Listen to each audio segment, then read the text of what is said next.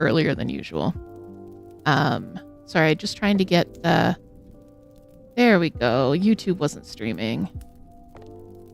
There we go. I think that's working now.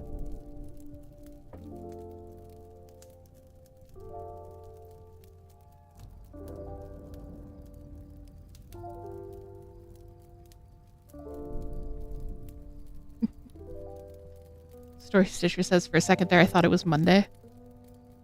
Honestly, it happens to us all the time. It's like, it's a stream day, it's Monday. No, wait, it's a stream day, it's Friday. Hey, Potato Shoe. Hello, Potato Shoe. Welcome in.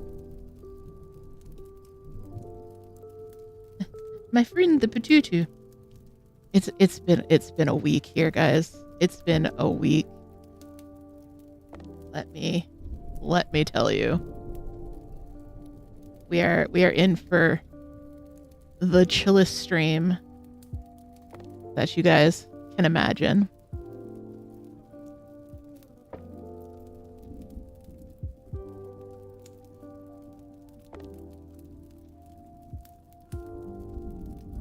Sorry, just still hecking with the YouTube there. There we go. Okay. It wasn't showing me comments for some reason. But yeah, if you guys are in the Discord, you know that we had a little situation with Pause Enclosure. We're working on it. Everything's under control. It's a lot of work for two people who are disabled to take care of. So that's kind of taken over our week. I'm still planning on doing a shop update this weekend, but I had hoped that I would have several more patterns ready to go than I actually do. So it's going to be a small shop update. Just a little one. But that'll go up on Sunday, probably. Sunday or Monday. I mean, I've still got time to work on it, but taking care of Pow takes precedence, of course.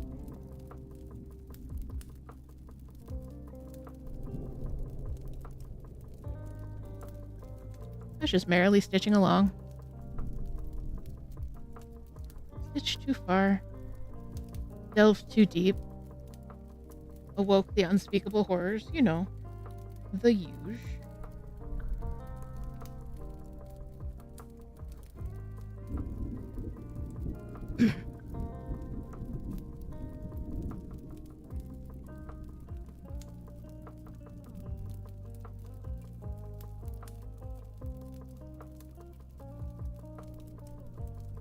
The color I'm working on is the main color of the piece. Like, I was going to say the main color of the section.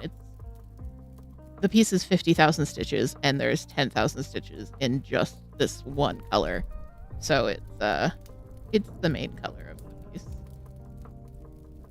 So I have been doing a lot of like just stitching huge chunks of it, but I needed to stop and do another color.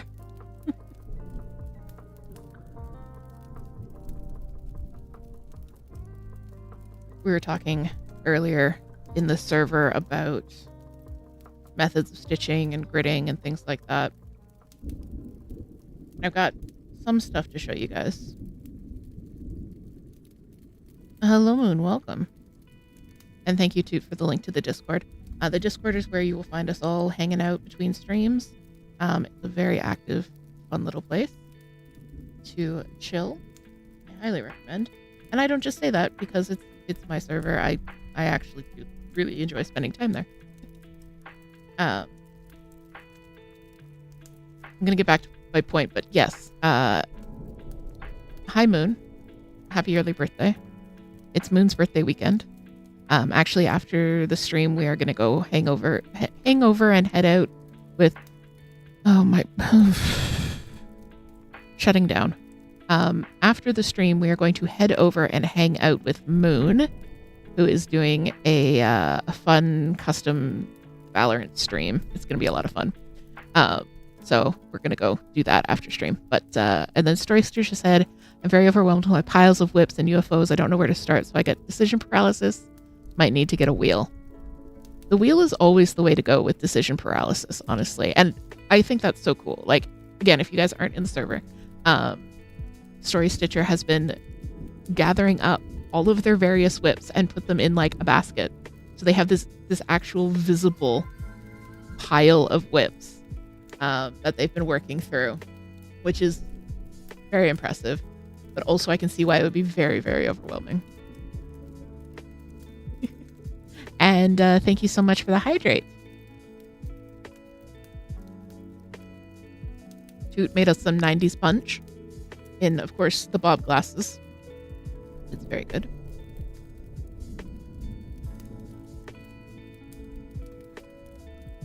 Hi, Des. Welcome. No POW on the critter cam. Her enclosure is down for maintenance at the moment. The Story Stitcher says, I added more after cleaning today, and you think you missed some. Oh, no. See, like, I at least know what all of my whips are because I keep my very detailed notes in Notion, but they're all, like, hidden away in boxes.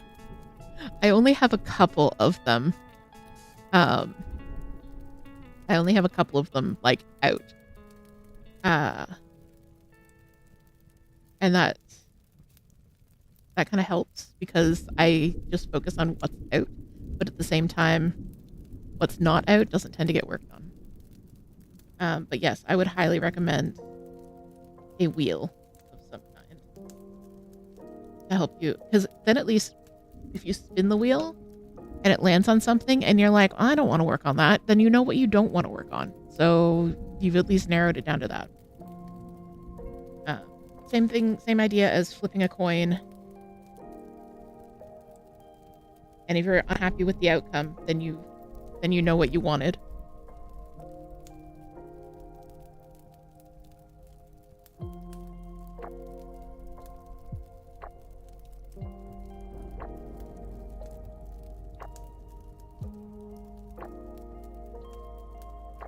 You have a list in a notebook, but you think there's a half frog sweater and a hat, mittens, and cowl set that is missing the cowl in your drawer. Oh, yikes. Yeah, definitely, at least I like knowing that everything exists.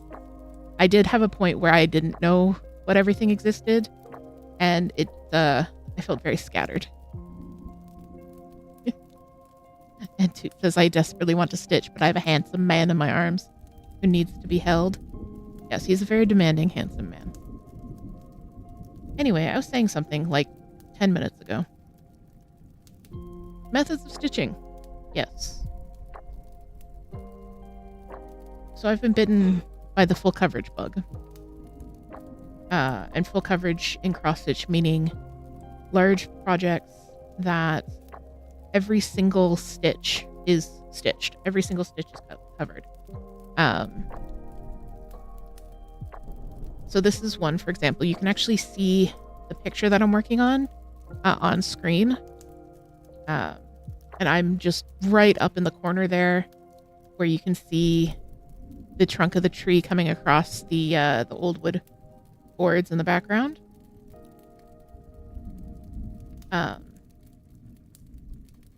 And there are different ways to approach doing full coverage, and this is my first full coverage piece, so I tried a bunch of different stuff. The first method I tried was doing it cross country by block. So cross stitch patterns come in a 10 by 10 grid. You can see that my fabric is actually pre-gridded, so that's a 10 by 10 block of stitches. So some people, they'll completely fill a 10 by 10 block and then move to the next 10 by 10 block and then move to the next 10 by 10 block. So I tried that. It didn't super vibe with me. So then I tried chaos stitching, which you can see some of the chaos stitching down here. But that was basically like I had the frame in the center of the work, and then I picked the color and just stitch whatever stitch came up next. No real rhyme or reason. Also, Early's here, by the way.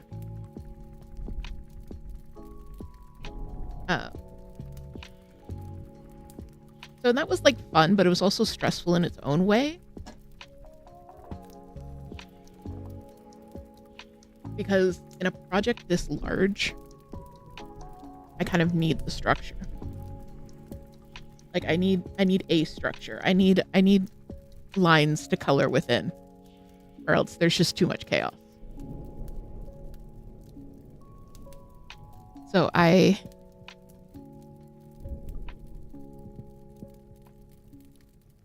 hold on one second, guys. Just gotta check with my filters here.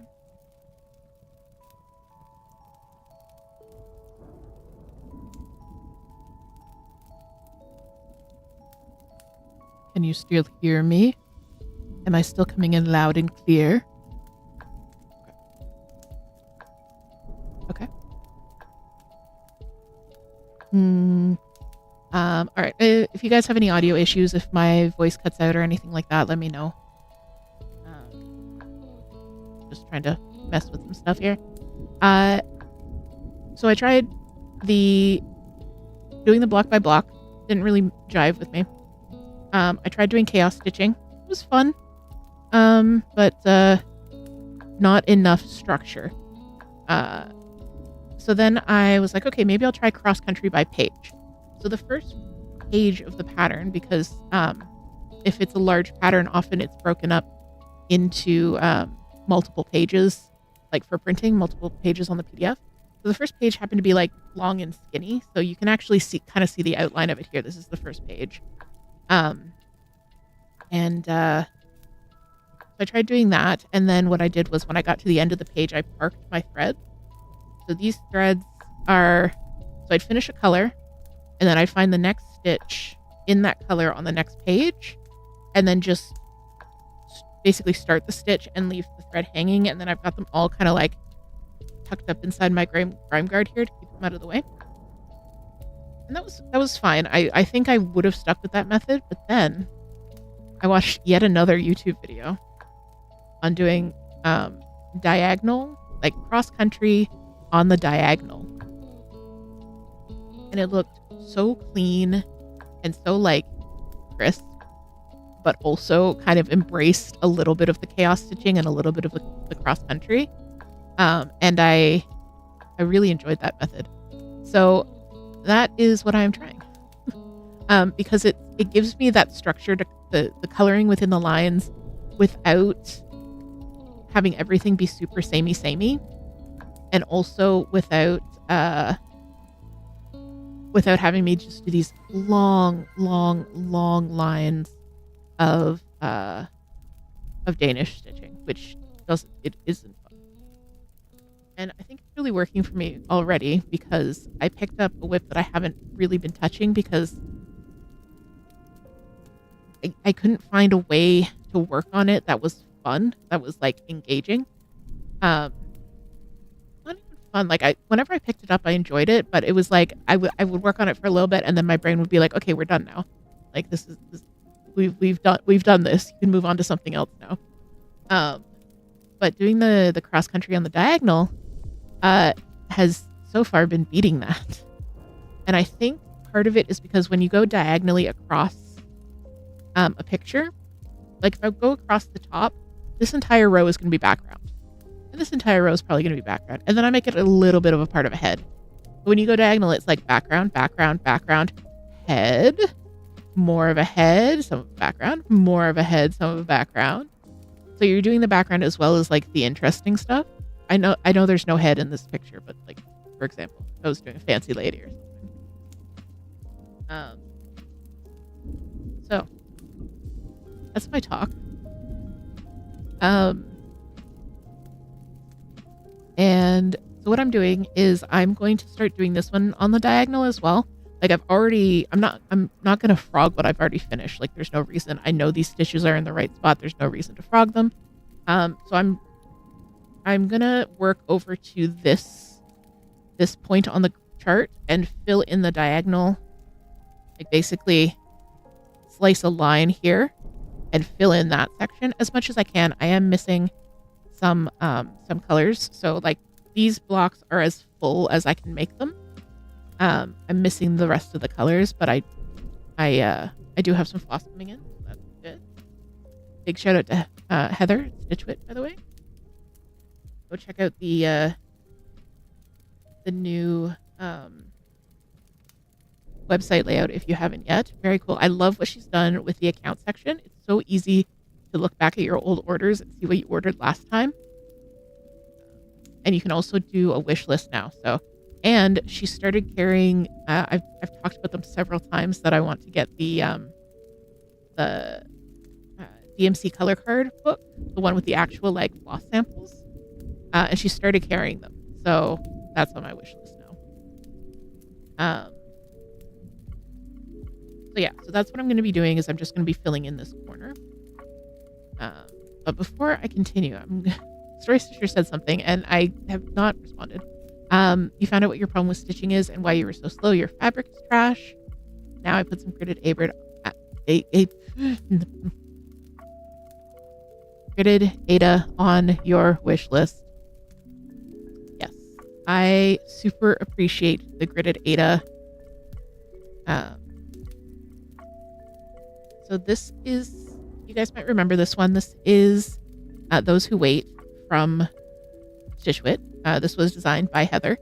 The kit she graciously gave me. And I've started, so I had done all of this red and then I had like done just a little bit of the blue here. So I started doing it cross country, and as you can see, I'm just sort of filling in the diagonals now as I get to them. Obviously not going to frog what I've already done because it's in the right spot, that kind of thing. But it's been super enjoyable. I've gotten so much done on this in the last 2 days. And I was thinking of continuing to work on this for this stream, but at the same time, I'm just working with the same color and I thought it might be a little bit boring. So it's taking a break for the rest of the evening. Speaking of gridding, I'm doing some experimenting. Hi, Earls. I love this pre-gridded Ada because I didn't have to grid it. It just came that way. I am a little bit concerned because it's supposed to wash out at the end, but I won't know until the end. But at the same time, I'm stitching every single block. Every single stitch is going to be covered. So hopefully that means that you won't be able to see the lines even without washing. That's the theory. But pre-gridded Ada, as far as I can tell, only comes in white. And it doesn't really help if you've already started a project on something else. And I've been finding it so helpful in this project that I want to grid everything else. So I've been playing with different methods of gridding. So basically you can either draw the grid on yourself using a few different methods, or you can stitch the grid in using a monofilament. And Potato Shoot just gridded a large piece of black Ada for with monofilament, I believe. And I tried it for the first time this afternoon, and I am not sure. Like, it took a long time. And I'm still very, very nervous that when I stitch over the monofilament, I'm going to just stitch it in, and no matter what I do, it's not going to come out without me ruining the stitching. I've had so many people tell me that that is not the case and that's not going to happen and it's going to be totally fine. But until I actually do it for myself, I'm going to be worried that I'm going to somehow ruin it. So you can buy monofilament thread. Sulky Sliver is kind of the brand that is most often recommended. Sulky Sliver. Yeah, not Silver, Sliver. A lot of people say silver. But basically you can use any monofilament like fishing line, which we happen to have fishing line in the house. So I decided the new clue for Deadly Aquarium dropped. So I decided to grid just the section that I'd be working in with the monofilament. So you can't really see it that well because it's clear fishing line, which is why I'm kind of turning it to the side so you can see the shadow of the fishing line. I like this method because it doesn't leave a mark in the fabric. So like I don't have to worry about it not washing off in the future. So I'm gonna do this clue. It's 970 stitches. I'm gonna do this clue, and I'm gonna try and take the filament out. And if it works, this is probably gonna be the method I try next on big pieces. I might get like colored fishing line because it's hard to see even like looking at it. But yeah, but I didn't really feel like working on this tonight, so that's why I'm not working. And then, so for drawing on,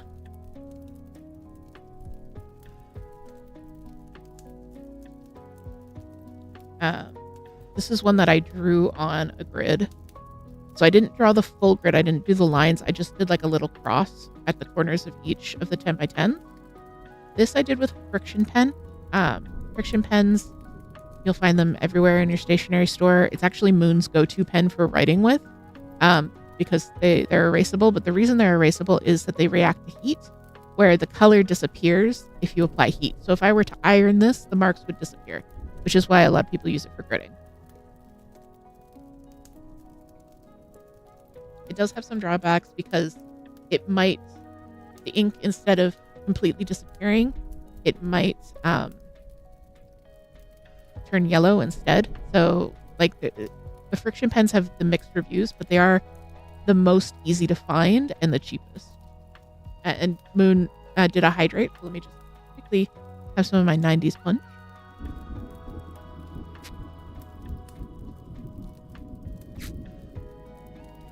Sorry for that blurb. All that spike.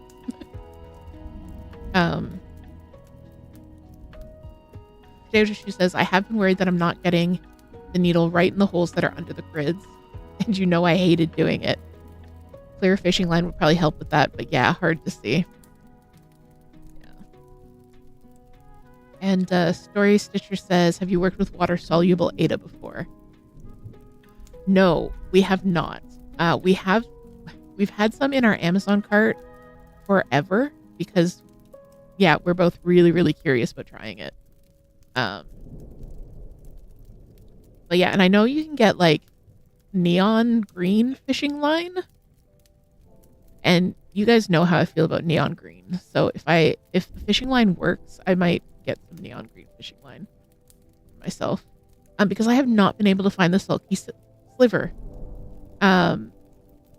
Heather doesn't carry it, unfortunately. And Potato Shoe says, my mom used to use the water-soluble stuff a lot when I was a kid. Oh, cool. So, like, stitching on, like, probably jean jackets, let's be real honest, and sweaters and things like that. Because, like, that's what you would use water-soluble Ada for, is basically Ada that you put on top of another piece of fabric. You stitch it as if it's Ada, and then you wash it, and the Ada disappears and just leaves your stitching on the shirt. Sweatshirts is what she would do. Also baby bibs. Yeah, I can see it. And not like hoodies, like sweatshirts. I can visualize them in my brain what you're talking about. So yeah, I'm very curious about it as well. So yeah, gridding. The other things that I grabbed to try. So these two are dressmaker's marking pencils. And I actually, the set came with a bright yellow one that I dropped on the floor, and I didn't feel like picking it up to show you guys. So there's a bright yellow one as well. And then this is a water-soluble pen specifically for marking fabric. Moon got this for me. I can't remember where she got it from. But I just tried these earlier today on some little pieces of scrap Ada. Washed them and set them to dry. So they might actually be dry by now. We can look at them together. It says I want to try it on tank tops. Oh, you got it at Fabricland. I see. It's called Fabricland outside of Quebec. But it is a Quebec company.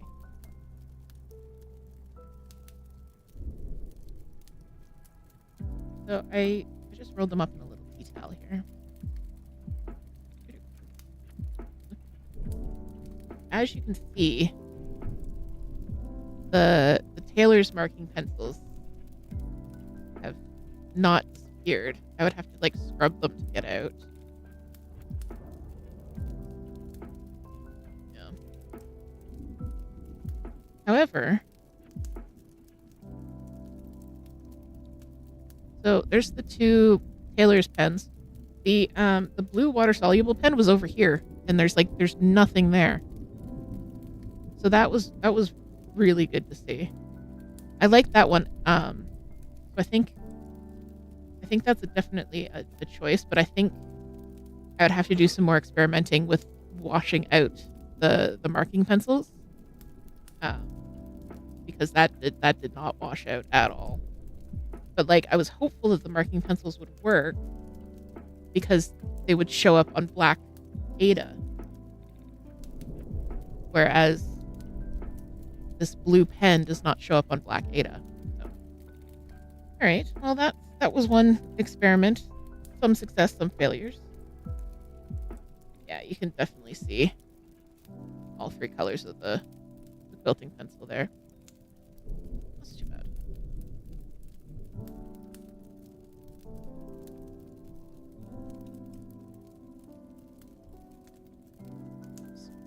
Sorry guys, didn't mean to bump you there. So yeah, so I think it comes down to this blue fabric fill pen, or the fishing line method. So we'll see. And like, I don't really want to do a big project with this. Like, if I were to use this on, say, Those Who Wait, it's a 50,000 stitch project. I'm not going to find out if this works for like another 6 months. So I don't know. Moon said, did you use soap when washing those out? I did. And I wonder if the pencil is wax-based. It might be, but it's a quilting pencil. It's meant for making marks on cotton fabric to be washed out. So, yeah. I don't know.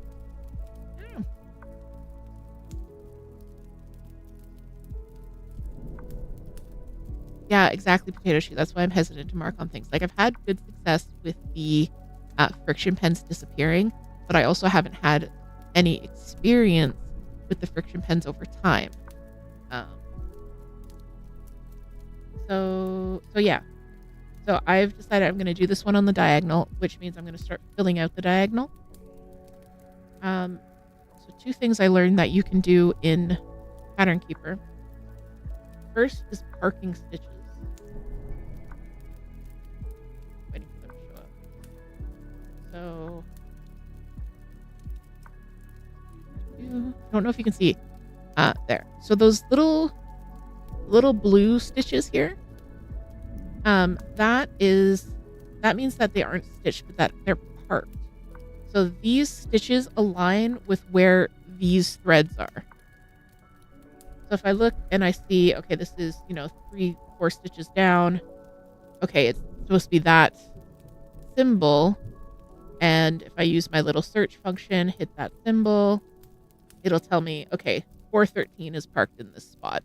So this thread is 413. And that's why I don't have to like remember what I parked where, which is good. Like, I've only got so many threads going right now, but if you're doing a larger project with like 100 different colors and you wouldn't be able to tell the shades apart, this little function is great. So if you use Pattern Keeper and you want to do this, select any stitch. So you just select the stitch you want. Don't tick them off. But there's a little command here that says more. And then you can note where you parked. You can note where you parked it.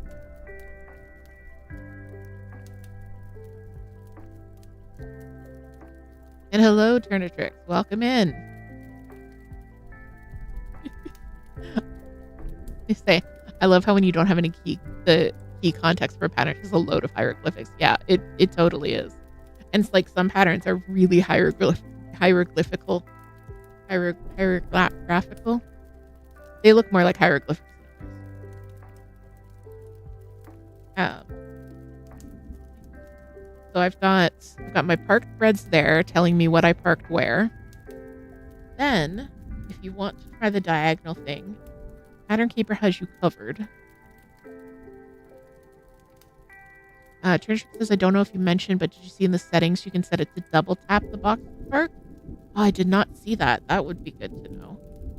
I might check with that. Is it in these settings?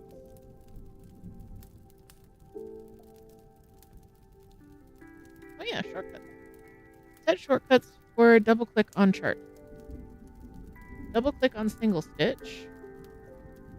Okay, no shortcut. In markup mode. Yeah. Nice. That's cool. Okay. So if you go to the settings,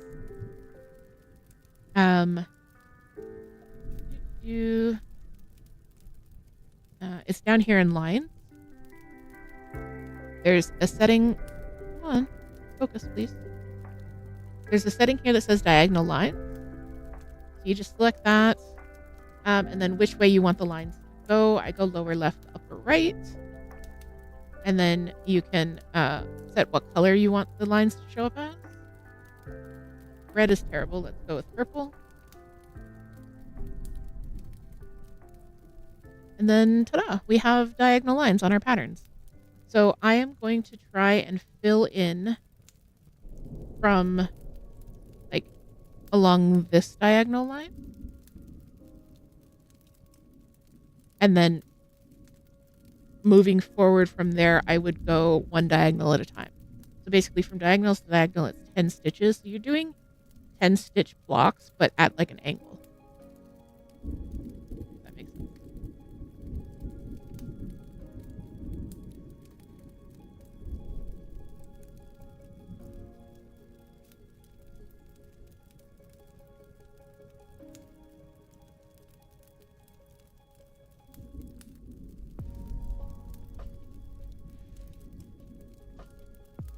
Yeah, I've been doing a lot of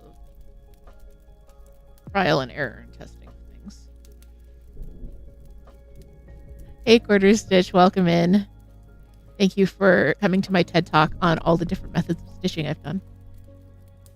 And I don't know why, but the fact that you haven't done the very corner stitch makes my brain itchy. It makes mine too. I don't have that color in stash. I just ordered it today. So hopefully that is going to be the very first stitch that I do when I get my order in.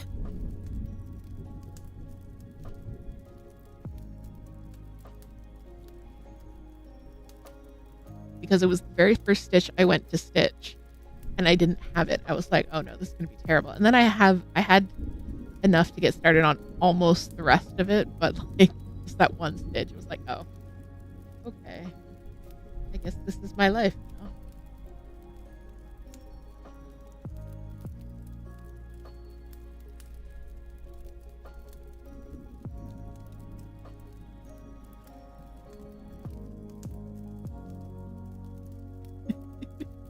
Tricks didn't even see my single empty stitch right in the corner there. Right in the corner. Little tiny bite out of my pattern. Moon says me when I realized I was missing a key color the other night. Yeah, that was funny. Moon did a really fun stream the other night. So she usually streams a game called Valorant. And because of her love of Valorant, I also love Valorant now. And I designed a bunch of like minis of the characters in the game. So on stream, she got her chat to pick which mini she did because I'd given her all the floss lists for the agents I had designed so far. And she thought she had ordered everything. And of course was missing one color for the agent that chat picked. And of course it was their skin color. Hey, Nuke Earth. Nuke Knit, I'm guessing. Welcome in. I'm so glad you could catch a stream. You only stitch from kit so far and you're always paranoid that you'll run out. Yeah, I'm I definitely like I think that's why I've been so frugal with thread in the past, because I was worried about exactly that happening. Now I am less frugal because I use DMC for everything. So like I can always get more. I know dye lots are still a thing in DMC, but they're less of a thing. British just says, oh man, I'm not sure I could start without that corner stitch. Kudos to you for starting anyways. Yeah, I was just really excited about the project and I really, really, really needed to start it. It was a compulsion.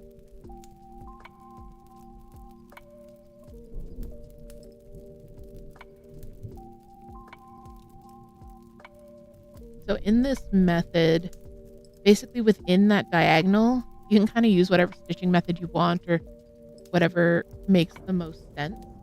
So the first couple of rows here, I did Danish because they were long rows, and then I just kind of switched over to English. Now I'm just kind of stitching the stitches as they come up. Like I said, this color, the 3371, is the most stitches in the entire pattern, so I'm going to be doing a lot of Danish stitching for that. Danish being this method here where I'm going across the line, doing one leg of the stitch, and then I'll go back and do the second leg of the stitch after I finish like my little row of stitches.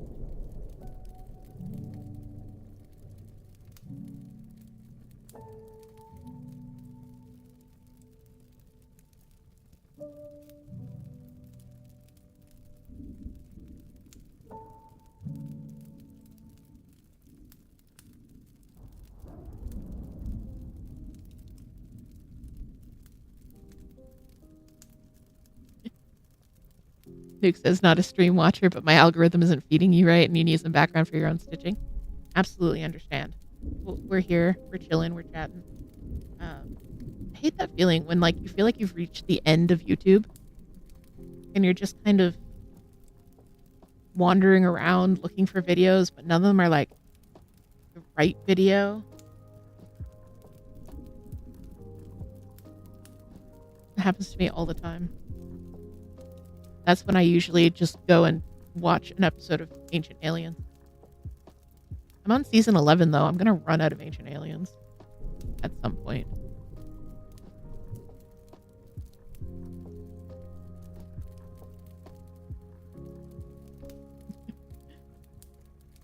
Granishik says, I know that feeling well. That's your sign to switch to an audiobook. I would love to try more audiobooks, but I think I need to hit the right combination of tasks.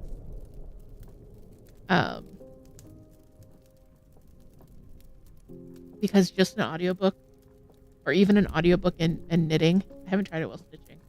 My attention just wanders so quickly. And said, and then I have Stars War. Oh, good. The War of the Stars. I have many War of the Stars to watch. Tyrannotrix might actually go outside. No. No. We are crafters. We don't go outside.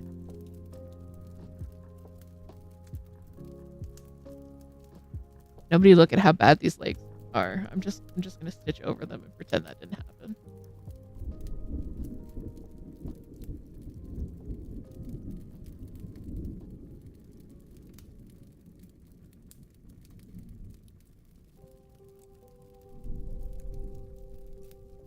Nuke says, I alternate between way too much new stuff I want to watch and then it dries out.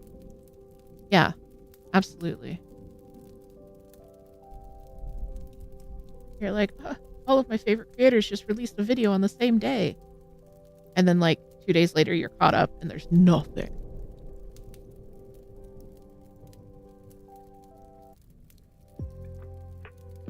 Potato Shoe says, outside is deadly laser right now. I feel that. I feel that. I mean, it's kind of deadly laser all of the time, but right now especially.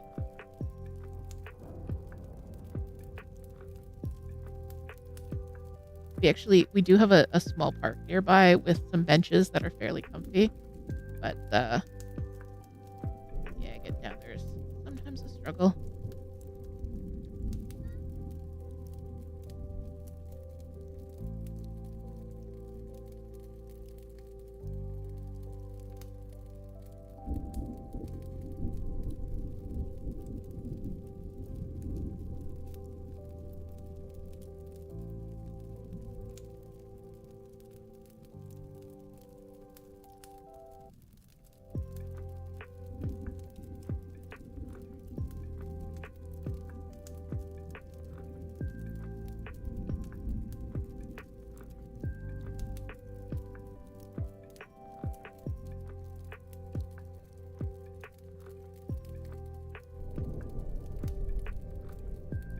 And like, I don't know about you guys, but there are so many shows I want to watch, right? Like, they're always coming out with new scripted shows and new unscripted shows, but I need the right kind of brain to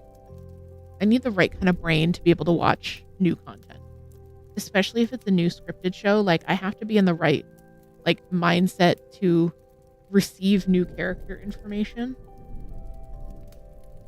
And unless I'm in that mindset, I can't do scripted TV.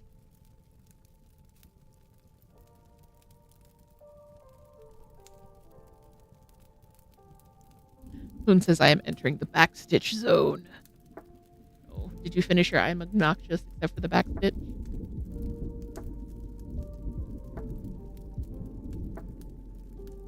Moon is also doing Deadly Aquarium with me. And we both completely forgot that the next exhibit dropped today because we got a week off last week. And apparently that was enough to throw me completely off rhythm. She says, I am the same way about shows. I know, like, it's just, like, I want to watch them, but I can't process new information at this time. So I'll watch a show that I've seen many, many times before, or I'll just watch stuff on YouTube.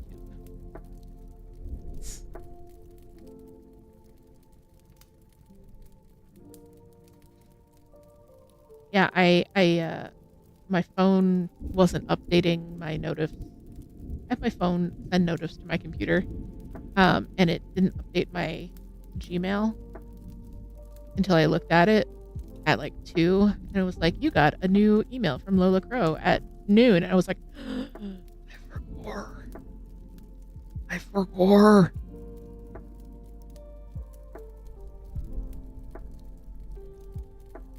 I pulled it up. It looks very pretty. It's more coral, but like a different coral.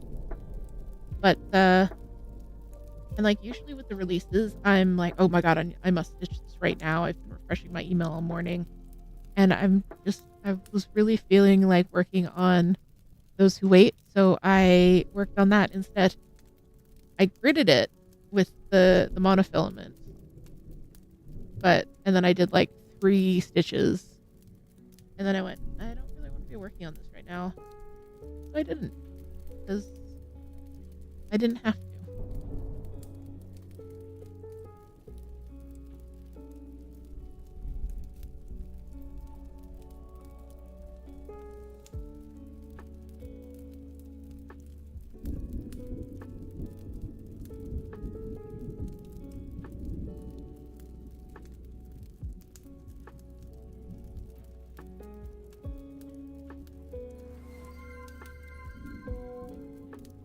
Thank you so much for the hydrate too.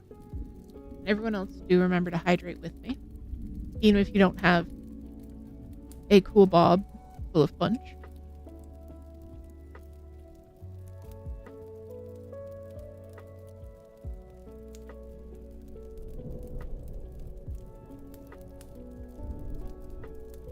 Check captions. Are you keeping up? Okay, thank you.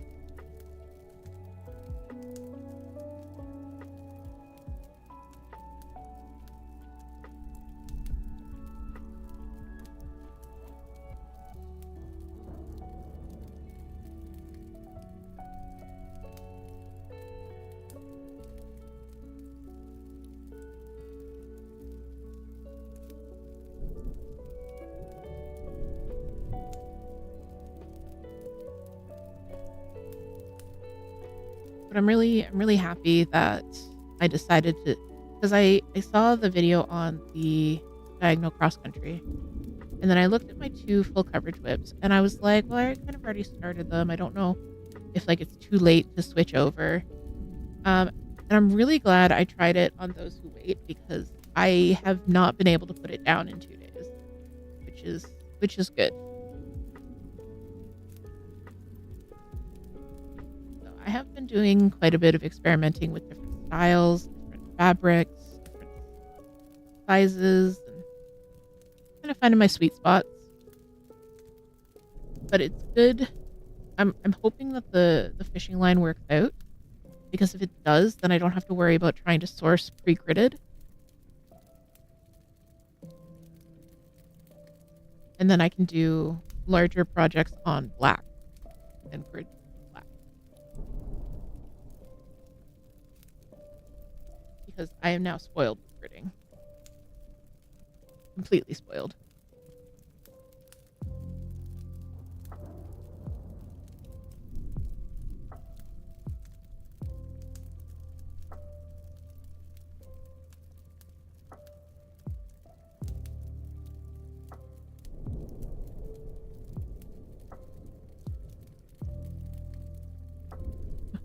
Tyrannotrix says, same.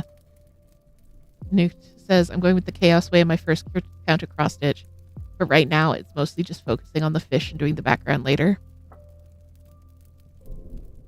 Yeah, I mean, that's a good way to do it too. Like, some people will do the main motif first and then do the background later. I feel like if I tried to do that, I would do the main motif and then be like, it doesn't really need background. Like, I know myself too well. So I don't. So I would do that, but in reverse. I would do the background first and then do the motif. I need the carrot at the end of the stick. And Toot says, I absolutely do not have the focus to be able to grid a piece of fabric. Good thing you have an auto gritter.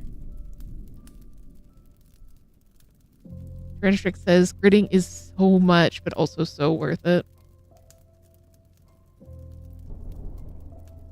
Yeah, I don't know if I would have tried it without getting the pre-gridded, because it is so much.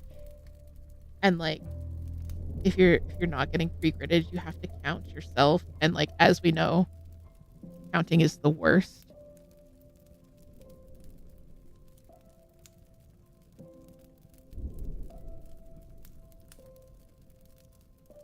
Nuke says, I hesitated between both, but I usually use the plain background to go over all the thread so the back is cleaner. Okay. Yeah, that's absolutely a valid stitching method. Here we do not have clean backs. We have horrible chaos backs at Cozy DH headquarters. Well, half of us do. The other half of us actually knows what they're doing and doesn't get easily squirreled.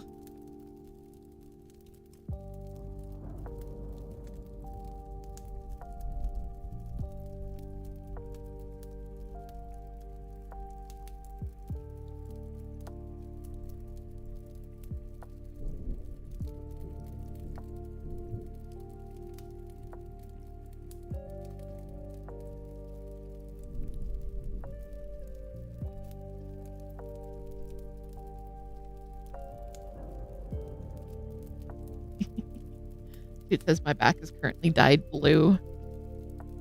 Yeah, we dyed Toot's hair. They have blue hair and pronouns.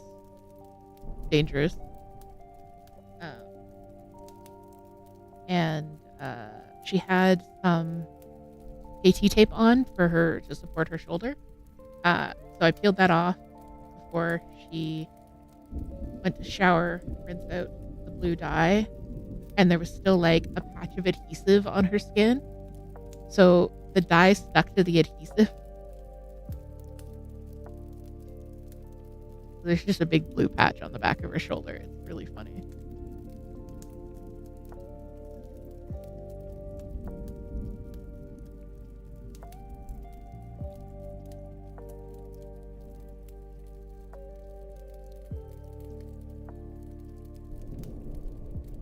So maybe that counts as a chaos back.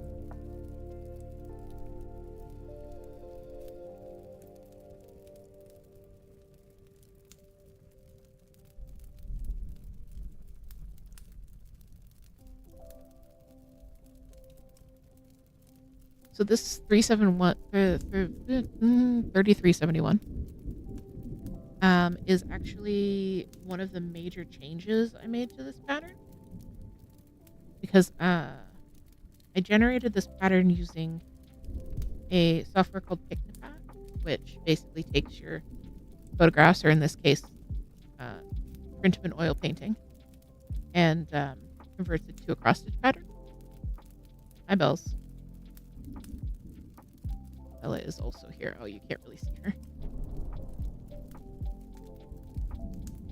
Keep moving. Octavado.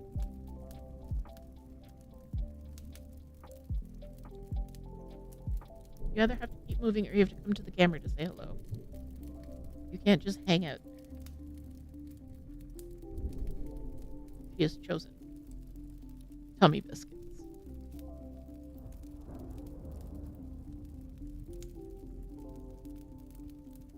Is Daddy's tummy not soft enough for you? I've been working on it to make it nice and soft for you.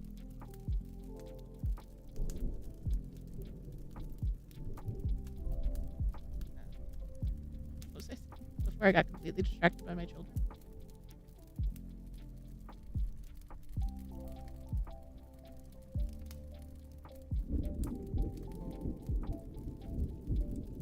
Yes. I generated this pattern in Pictopat, and if you've ever done that, converted a photograph or anything, most conversions kind of make them very darker and drabber, the pictures. So I messed around with my input picture and a bunch of that stuff to see if I could get like a result where the cross stitch pattern would be closer to hello, Bella. Yes, thank you. Where the outcome pattern would be closer to my reference picture in terms of color palette. And then when I got it close enough, and then what I did was I loaded it into Pattern Keeper. And in Pattern Keeper, you can edit the legend. So like a cross stitch pattern has all these symbols, right? And the pattern will tell you which symbol means which color. So you can actually edit your legend in Pattern Keeper and tell it that a different color is attached to that symbol. And then it will update the mockup and show you what it will look like with that color.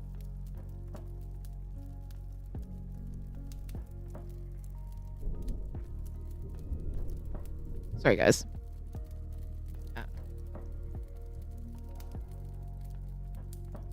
Bella was aggressively hecking with my audio setup. Anyways, so what I did was I generated the pattern, got it as close as I wanted, and then I loaded it into Pattern Keeper, and then I edited the legend.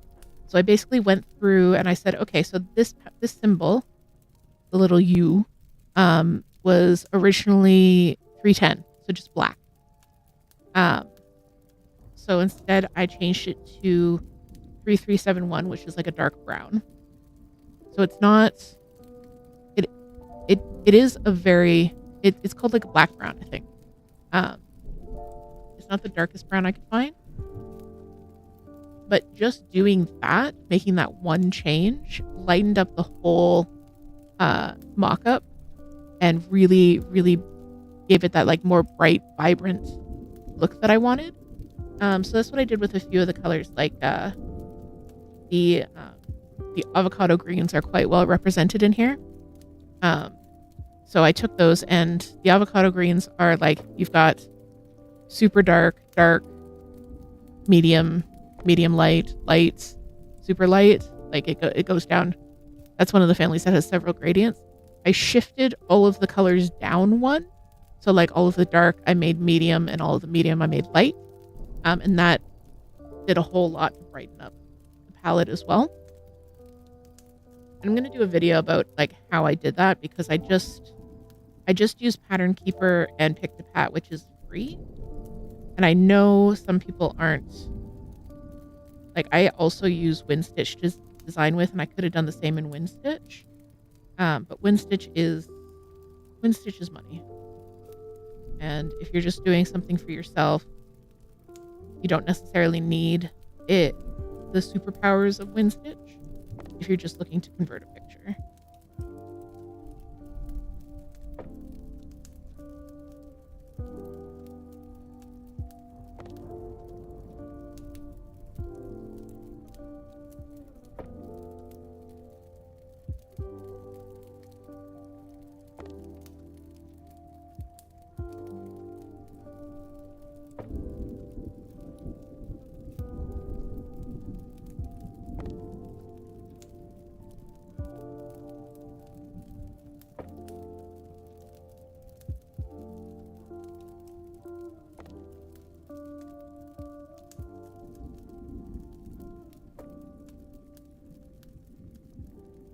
Nuke says, that's interesting. I played around with Pictopat, but didn't really like the result, so I look forward to the video. I also have to say I really love the result you got with those tweets.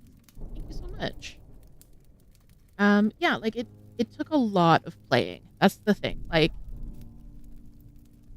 I had to, and I'll go over all of this in the video too, but basically what I did was, instead of trying to adjust the pattern generator, I adjusted the picture I was putting into it.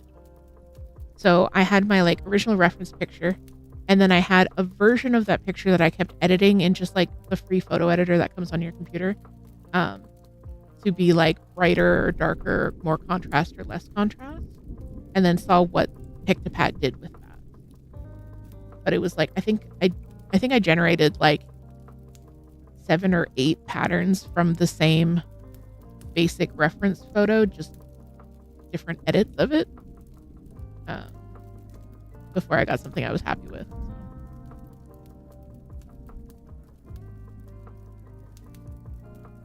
But if you are looking for it, Pictopat is good. One of the feature that I really like about it is you put in your picture and you put in the dimensions that you want. So you want to say like, okay, I'm stitching on 16 count and I want it to be an 8x10.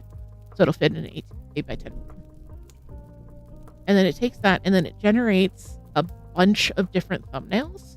So the first thumbnail will be like, okay, this is what it looks like if you used 175 different colors.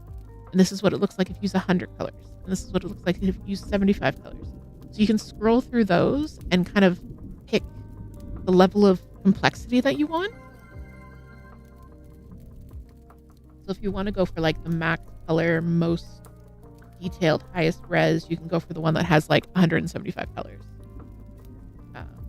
I went for 50 colors on this, and then I actually combined a couple of them. So I think there's only 48. And thank you to redeemed a hydrate and then a Streech and Merv.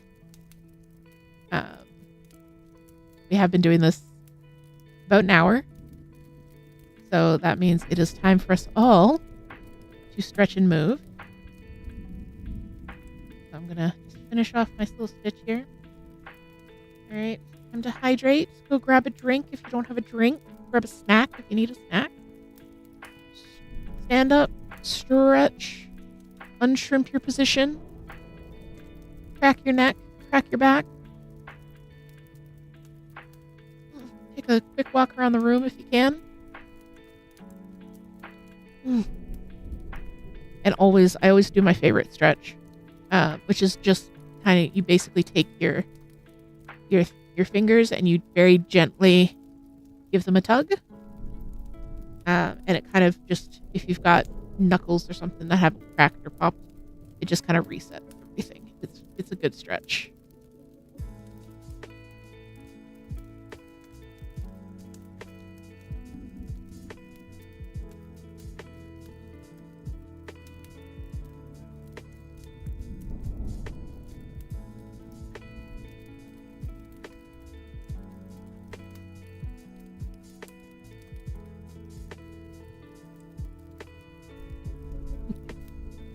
Also, Toot says, go follow Moon. After the stream, we'll be raiding out to Moon to hang out with her and her community while she's doing some custom games on Valorant for her birthday. That's gonna be fun. But Moon doesn't just play games. So if you're a gamer, Moon is awesome. If you're not a gamer, Moon is still awesome, because she makes these like competitive games feel really accessible, really welcoming, really cozy. And she also does cross-stitch streams. So definitely drop her a follow.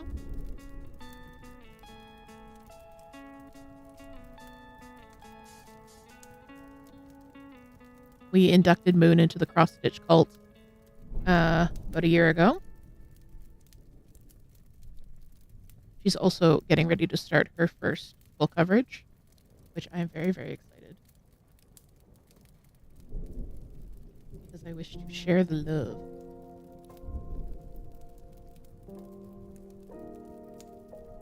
I don't know, it's just the bug has bitten me really hard. The full coverage cross-stitch bug.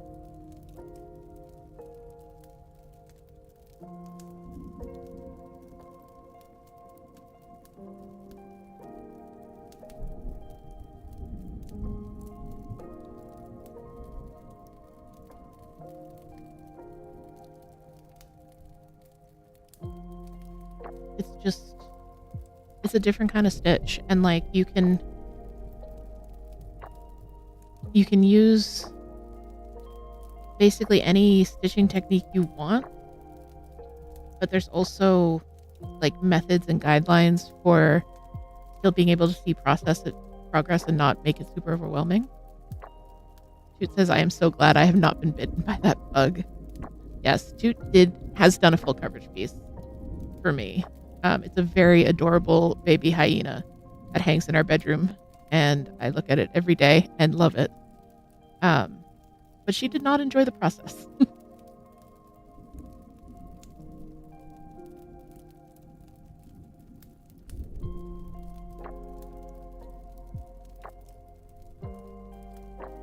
I am starting to see how some people can end up with, like, not naming any names. Jesse Makes Stuff can end up with 97 full coverage whips. Especially now with all the art that's available.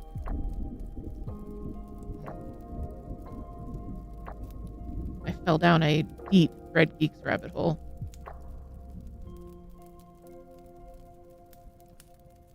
My cue. I will never financially or emotionally recover from this.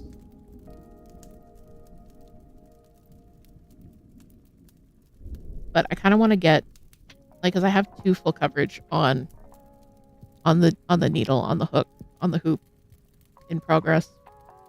Whatever the phrase is in cross stitch. I have 2 of them going right now. I've got this, and I've got those who wait. So I want to, like, try and get at least one of them done. Preferably both. Although Kyrie and Sora is pretty much full coverage at this point, because the section I'm in, it's full coverage within that area. Nuke says, I've only done full coverage, but you also only finished 1 project. Although it is because your other whip is almost 300 by 300 by 370. That is a big boy. Big boy. But, you know, if it's something you enjoy and it's a design you love, go for it. Because I was feeling kind of the same way. Like I was looking at projects and being like, well, I can't make that one because it's too big. Like I had this idea in my head that I couldn't make something that was larger than a certain size. But honestly, if it's what I love, if it's the one, then it's the one.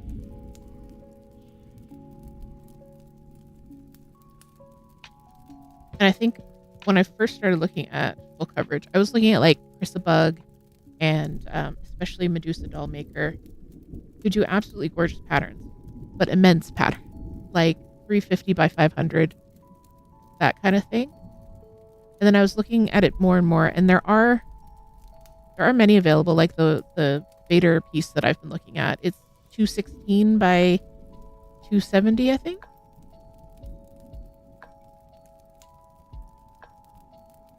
Nuke misread the size on the listing. You're sad nobody was around to see your face when you opened it. Oh no. Was it just you going, this is comically large?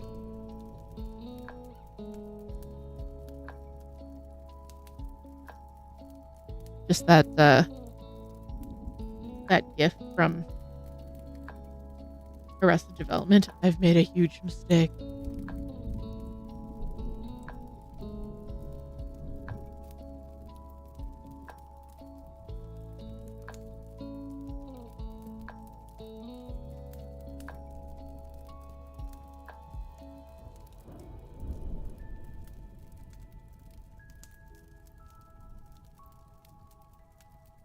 Yeah, Tyrannotrix. It's a good one. It's so expressive. I used it in the little crafting video that just went up on Wednesday.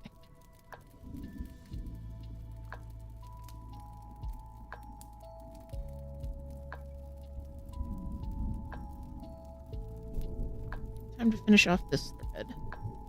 Now the question becomes, do I start a different color?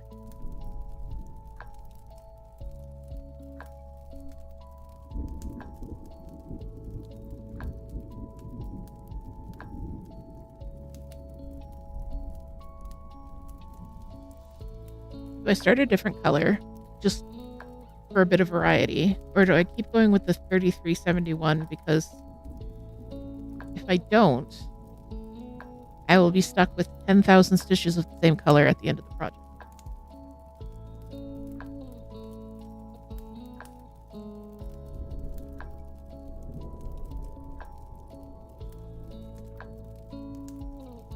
However, I do have this little park thread over here that I might be able to fill in some of this bottom bit. So I think I'm gonna... Oh no, I closed it. Oh no.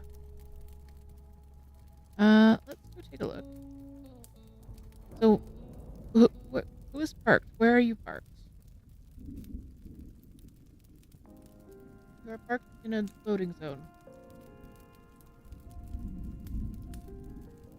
Why can I not see you?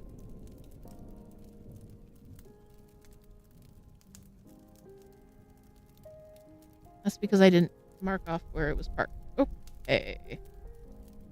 Good job, self.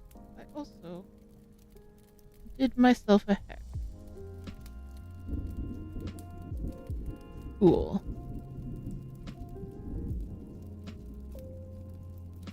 Porter just says stick with it so you don't hate yourself later. Yeah, that's what I'm thinking. I am going to try and finish off this thread, though. Because then there's one less thing that's just hanging out.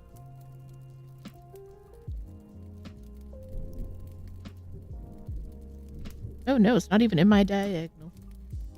Diagonal. Is it? My diagonal goes from here... No, it's not in my diagonal. Okay. All right. Never mind then. That'll be on the next diagonal. But yeah, you're right. I should stick with it. I'm not going to be able to use up this thread that's hanging.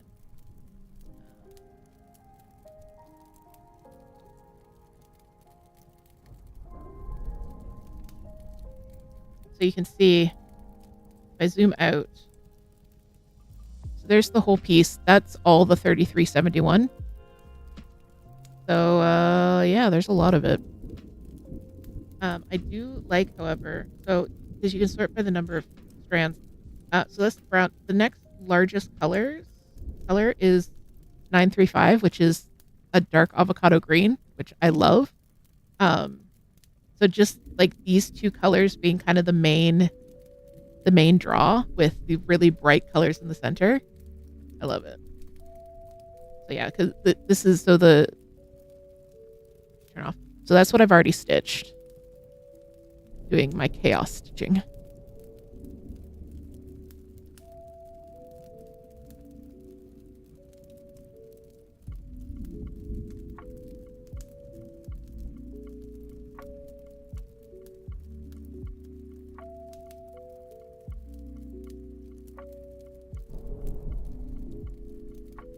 There are 2 more stitches in this diagonal in 3371. So let's just get those started and out of the way. And then I'll park the thread for the next diagonal.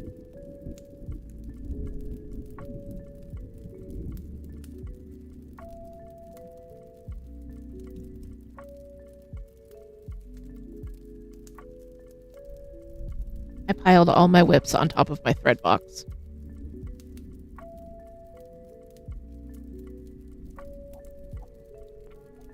I have too many arms. There are too many arms around me.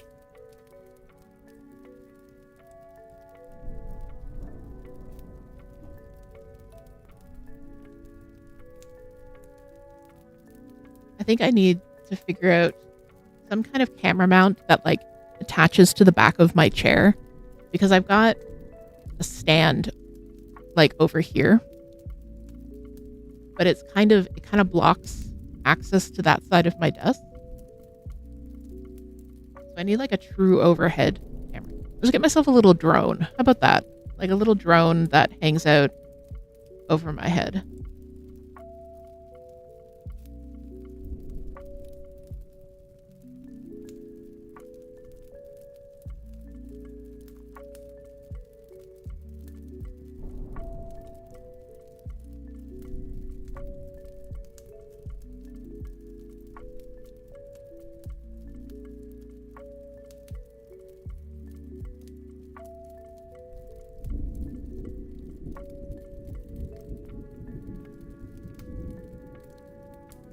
Nuke says, damn, Twitch knew I spoke French thanks to my phone number. You got a few French ads, then an English one about the TFSA. Yeah, Twitch also thinks that we're French for some reason. And every now and then we'll get like the French McDonald's ad.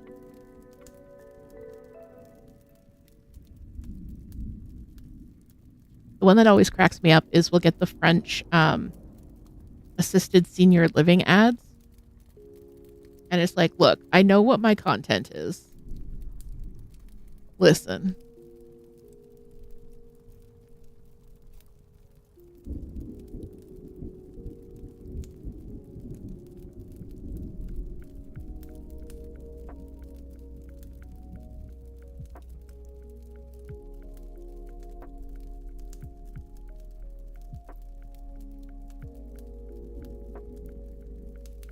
We get so many senior home ads. I mean, I used to work at them, so like they were in my search history and stuff, which is probably why we got so many ads for them.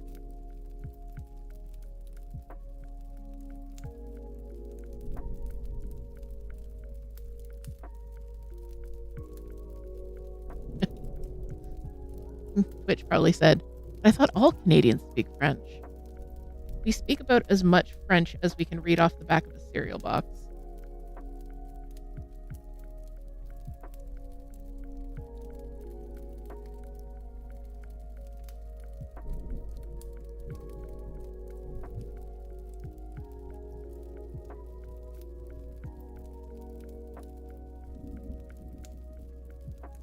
I was watching a Lost Tuber, and it's a pair of friends from France.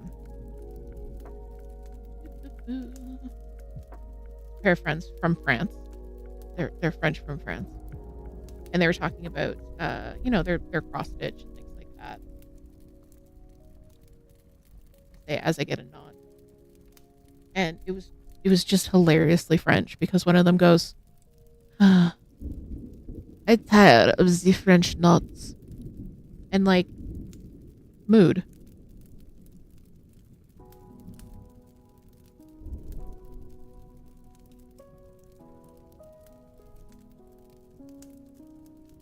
I would rather backstitch 1,000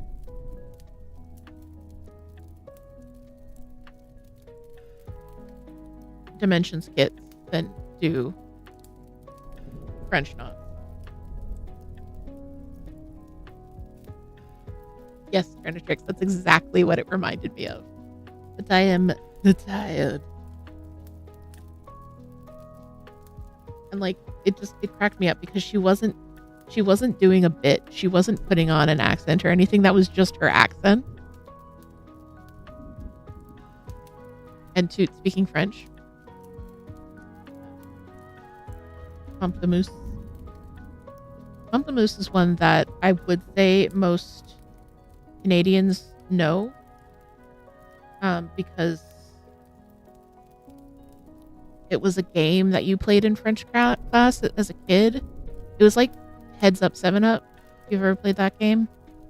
Except in French, it's like, un, deux, trois, quatre, cinq, six, sept, pamplemousse. That's it. That's all you get.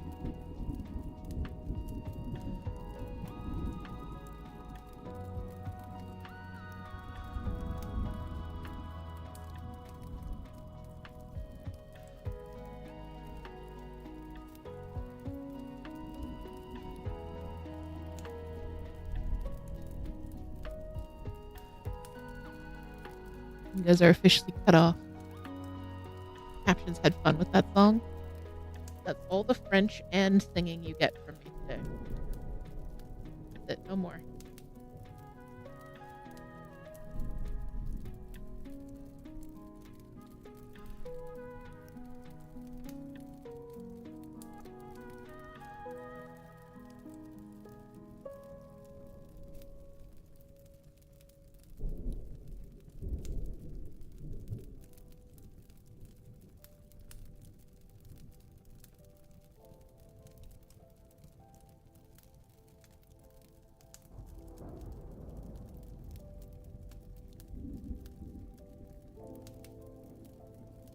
Nuke says we played that game too, but we just said 7-Up and then went back to French. Are you Quebecois or are you French from France, as we say? If you don't mind answering.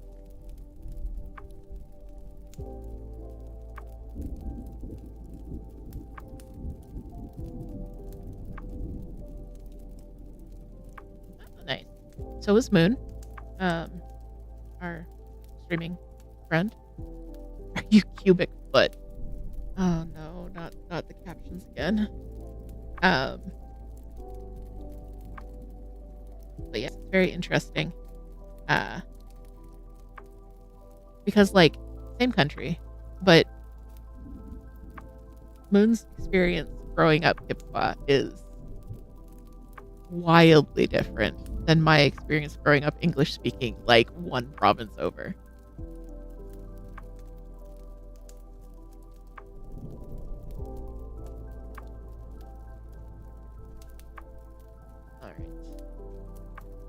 So what am I doing now? I am picking a different color to work on. Something within the diagonal. So what I'm going to do is I'm going to use my little search function-y boy. So what I'm going to do is I'm going to hydrate because that's what Toot just asked me to do.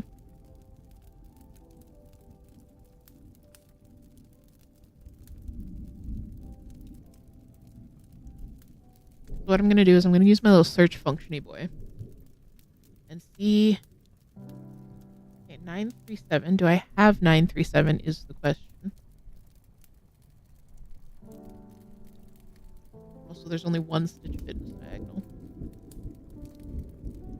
What are you? What?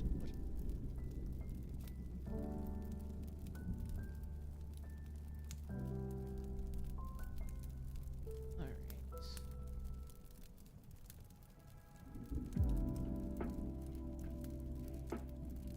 So that is 3031, which I actually do have.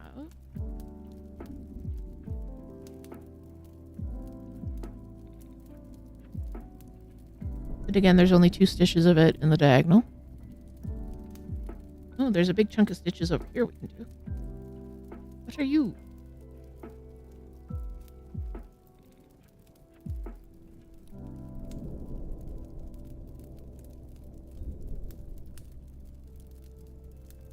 $413. I have $413. We can do $413. $413 was actually one of my parked threads, so I'm gonna do just like a little bit of cross country, and I'm just gonna zoom it back over. Not that far. So my 413 is parked over here. So I would have to just... Oh, that's worth weaving in and redoing, I guess.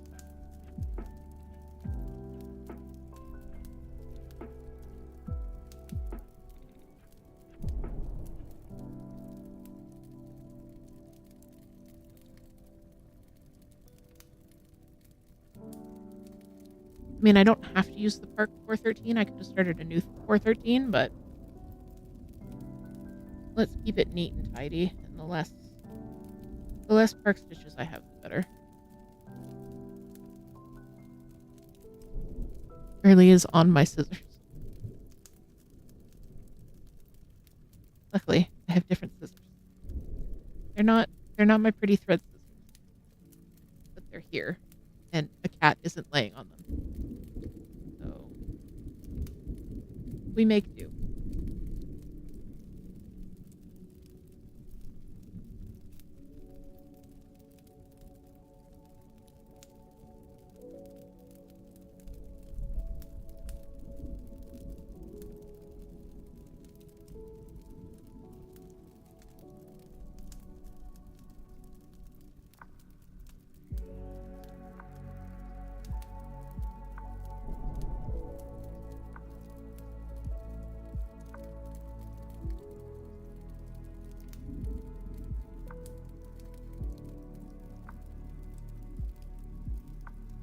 Nuke says, also, I'm so close to being done with my first koi carp out of 5, and it looks so nice. I love it so much. I'm hyper fixating on this so hard. I set my alarm 15 minutes earlier so I can get more stitching time in the mornings. I feel that. I think cross stitch is almost easier to hyper focus on than knitting, because I know you're a knitter mainly. But you can see progress so much quicker. Like, sometimes it depends on what you're making, but sometimes with knitting, you can knit for 2 hours and then you've got like another inch of fabric, and it's like, woo. But with cross stitch, you can be like, look, this color didn't exist before, and now it does.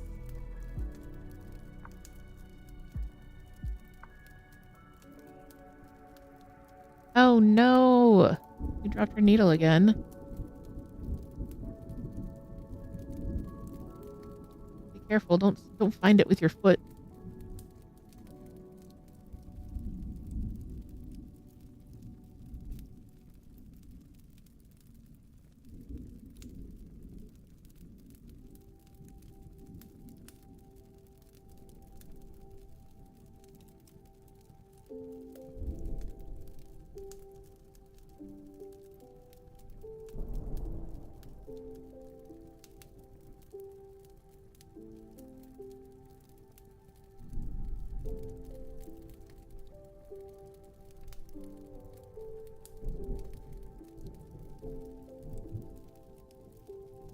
Nuke says, I lost my jar of needles, so I hope the 2 that came with the kit will be enough.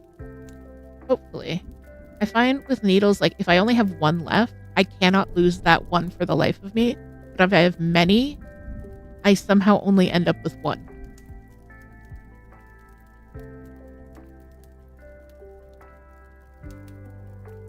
I got a pack of just cheapy needles from Temu, and they've been working fine for me. Potato Shoe says, I feel like I'm doing something witchy. I put a magnet on my cutter necklace and I'm moving it in circles. That's the real reason we use pendulums, so that we can, find stuff that'll stick to the pendulum. But that's a good idea, using the magnet on the cutter to pick up the needles. That's probably the safest method.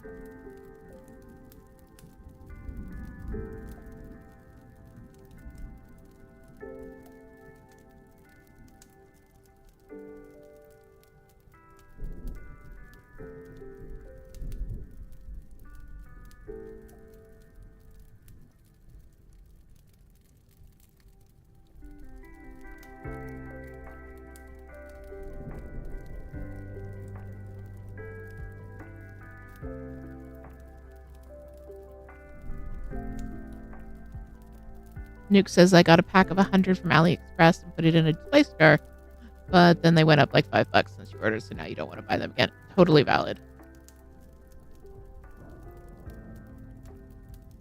It's so funny because, like, with Temu and AliExpress, because everything is so cheap, you won't pay more. Like, you pay more for it on Amazon and be fine with that price for that thing. But because it's from Temu or AliExpress, you don't want to pay that price. I've done that so many times.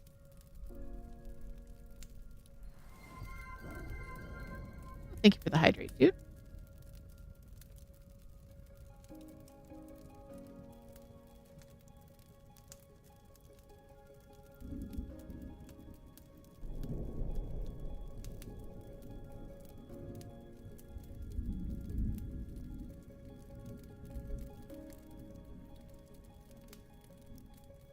So if any of my friends out there who got Spirit City is the game that I am running in the background. You can see it down in the bottom right corner of the screen. It's not so much a game as it is a productivity app, but it's what's providing the lo-fi and the background music and everything like that. Toot actually just put up a link in the chat. They just released a DLC. Paid DLC, it's like $7 Canadian. So, you know, like $3 American or whatever. And it's more just to support the dev team and the game. You do get a new skin for every spirit that's been released so far. That's the only actual DLC content. So I picked that up. I still haven't unlocked the skins because I spent all my money on clothes. Although I don't know if I need to actually pay for the skins. I haven't checked it yet. But if you are a Spirit City user, go check out the DLC because they're a fantastic dev team.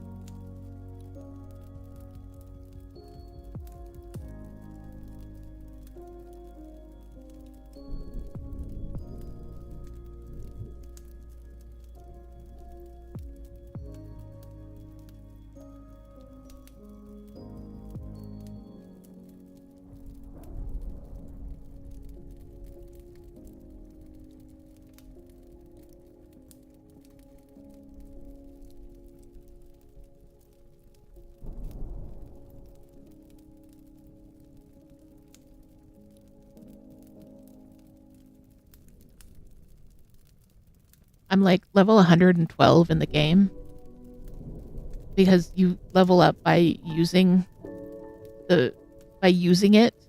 So if it's open, you're leveling. And I basically have it open all of the time. It's got a Pomodoro timer embedded as well as a to-do list and a habit tracker. And it's just like this great lo-fi background. So I have it up all of the time.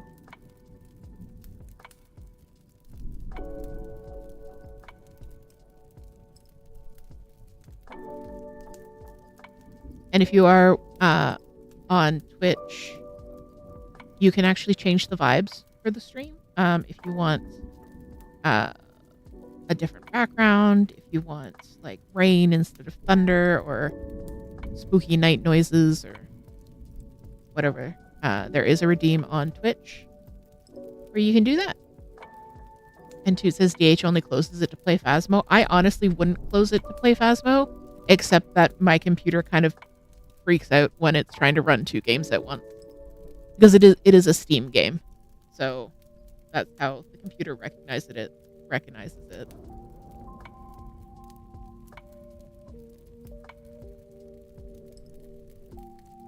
But honestly, watching someone play Phasmo with lo-fi on in the background, it's a total vibe. It's so good for stitching.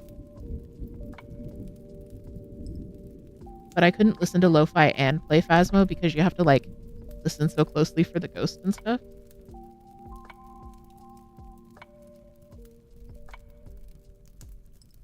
Oh, I realize I'm stitching out of frame.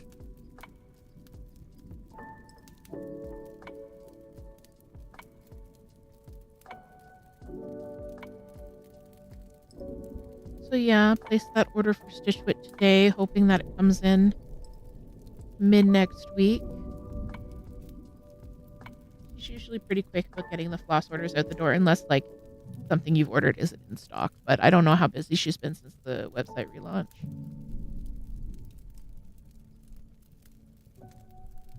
But as soon as my threads come in, I'm gonna start filling in all these little gaps so that I have like a solid triangle of color before I keep going.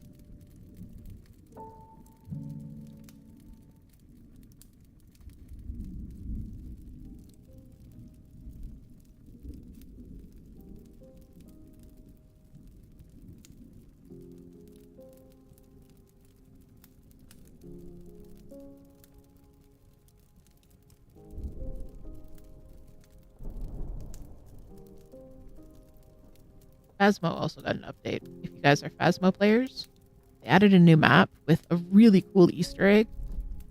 So I've been playing a bit of that.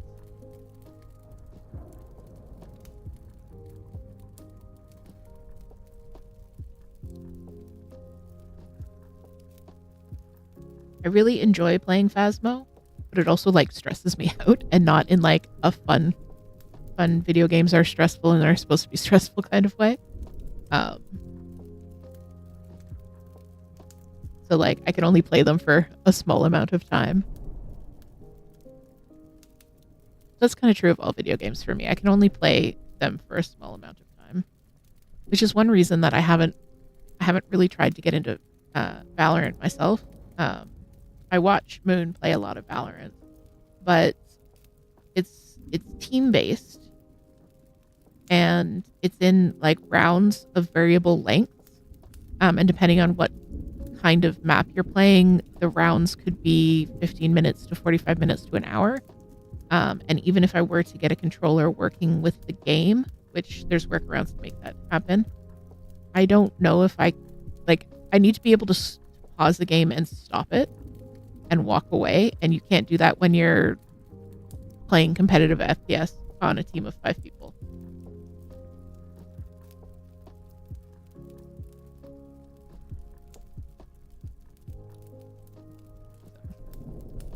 Sadly, I do not think I will be starting my career as a Valorant streamer anytime soon. I will just keep watching other people play it and really enjoying when they do.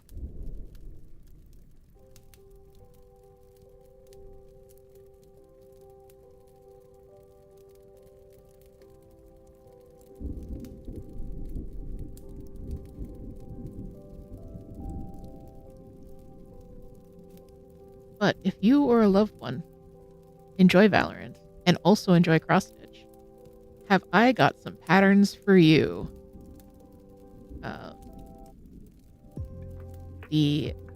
I currently have 7 of the 25 agents done up as my little mini portrait. Another one will be dropping in the next shop update this weekend. So you can check them out on Etsy or Coffee. To put up the links to both in the chat. Thank you very much for that, too. Too slow on top of it. I never have to stop stitching. Like most streamers, they would have to like stop and put stuff in the chat and like moderate and stuff. I can just stitch. I've got like the best mod team ever. And by team, I mean mod toot. Anyways, but yeah, check out the Etsy and the coffee shop. I have knitting patterns. We have crochet patterns. We have cross stitch patterns. The coffee shop also has freebies, free cross stitch as well as crochet, as well as knitting. There are no free crochet. They're free knitting and they're free cross stitch. And if you follow on Coffee, you'll get updated when I add new freebies and stuff.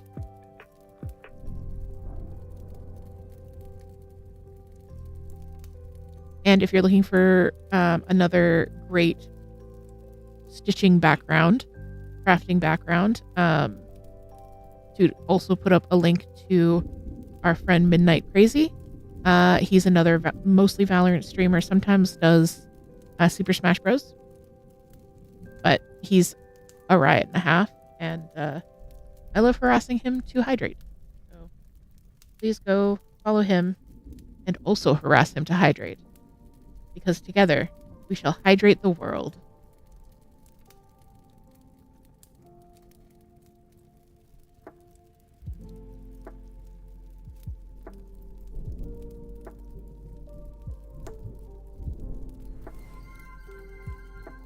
Just like that. Thank you for the hydrate, dude.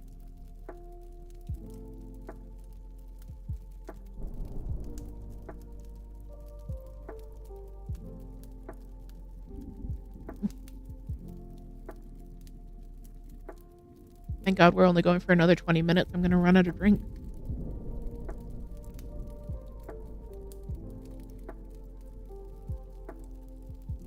But you guys should all be hydrating with me.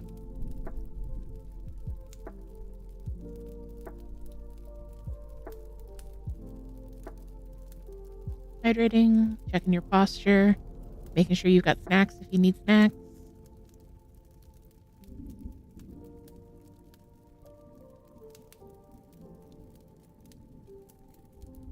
We're just having a chill, cozy Friday evening. Can't believe it's the weekend already. It's the long weekend here in Canada as well. I don't know if it is in Quebec, because I think they had their long weekend last week. But Canada Day on Monday. We will be doing nothing for Canada Day. If you guys have exciting weekend plans, please let me know.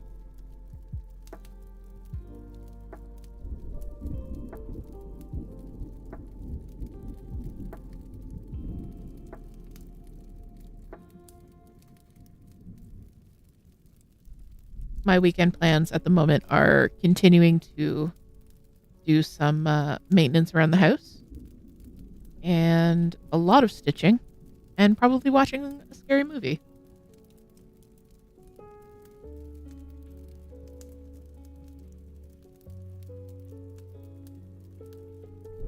And like I said, I'm also trying to get a shop update out this weekend.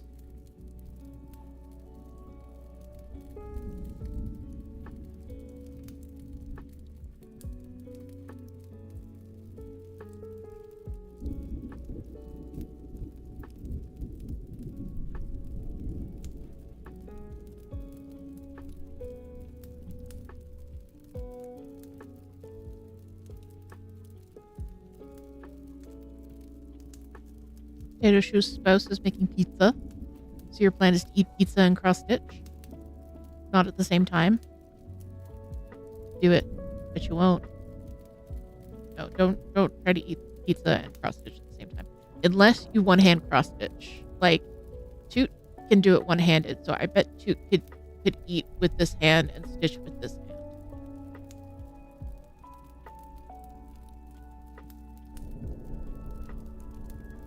I technically could too. I don't really use this hand for anything other than steadying the frame.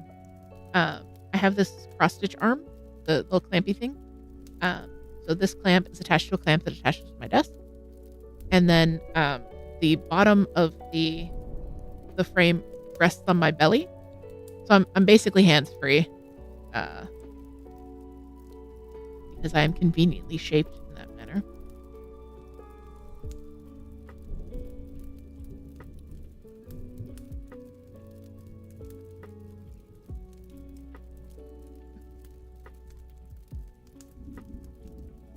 Toot says, I have.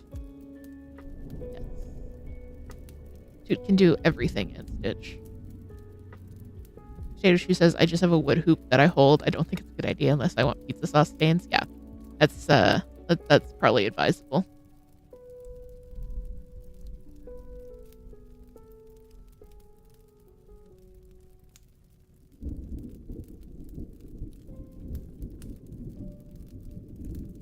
We've got those like knuckle chopsticks that were really popular a little while ago. Like you put them on these two fingers and then you can like pick up snacks really easily without getting your fingers dirty. We have those. I've never really gotten the hang of how to use them though. Nuke says, I don't use anything and alternate stitching hands depending on where the stitches are. So it would be a disaster. Oh no. So you stitch in hand? You don't use a hoop or a frame or anything?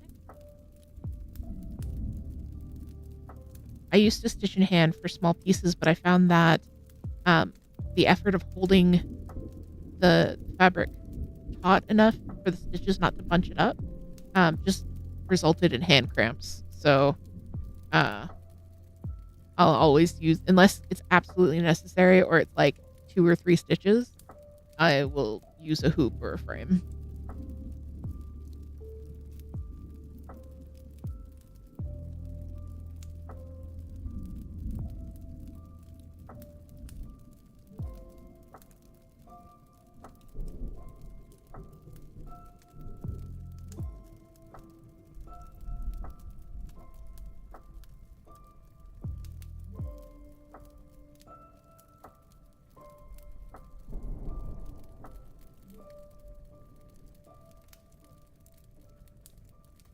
Porter just says, I've been using chopsticks for snacks for years now. It's a brilliant idea. I think I first tried it for knitting. I was trying to eat cheesies and knit at the same time. And I didn't have the knuckle chopsticks. I just had regular chopsticks. And it worked okay. Definitely slowed down the snacking.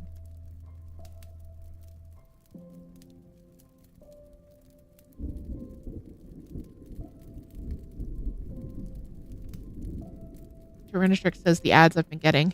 There's a Meta Ray-Ban ad that is entirely in minor key. Like, do you want me to buy your glasses? Because I think I'm going to die if I do. Oh, not the minor key. Oh no, that's so depressing. Nuke says, most of the time my right arm is under the fabric and my left hand is on top. So I kind of pass the needle. Okay, that makes sense.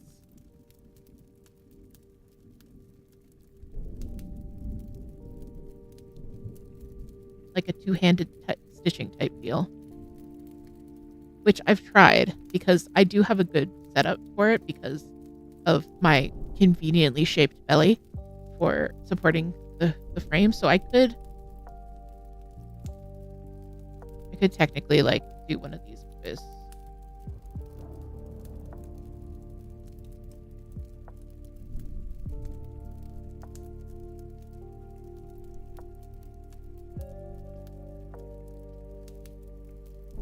I have experimented with it before, but then the muscle memory takes over and I just go back to stitching the way I always have.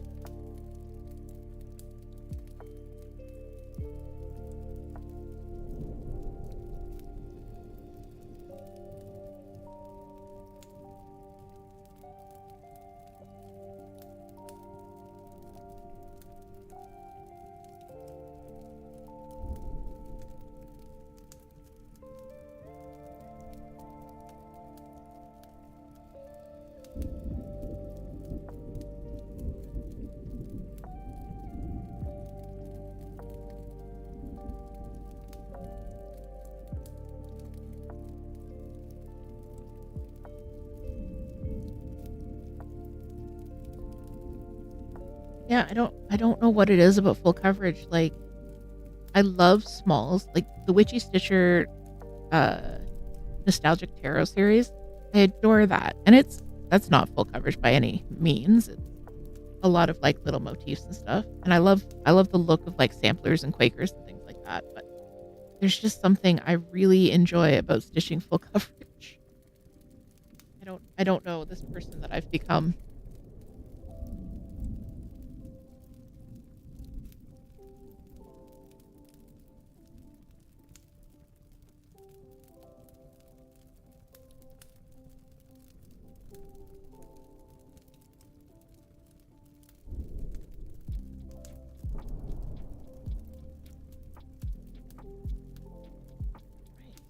I need to start a new thread of work.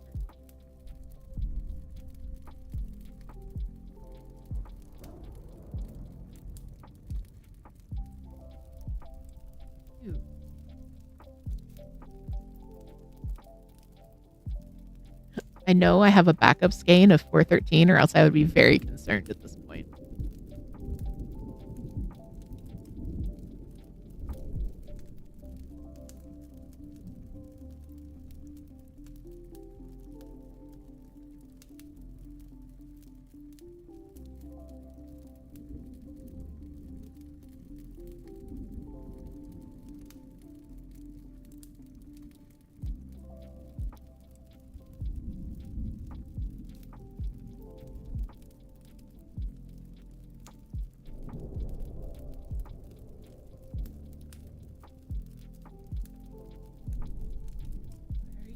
strands. You're so rinky dinky. What have I done? What have I continued to do? Right. This one we're doing with a loop start, and then I'll do the other one varied start.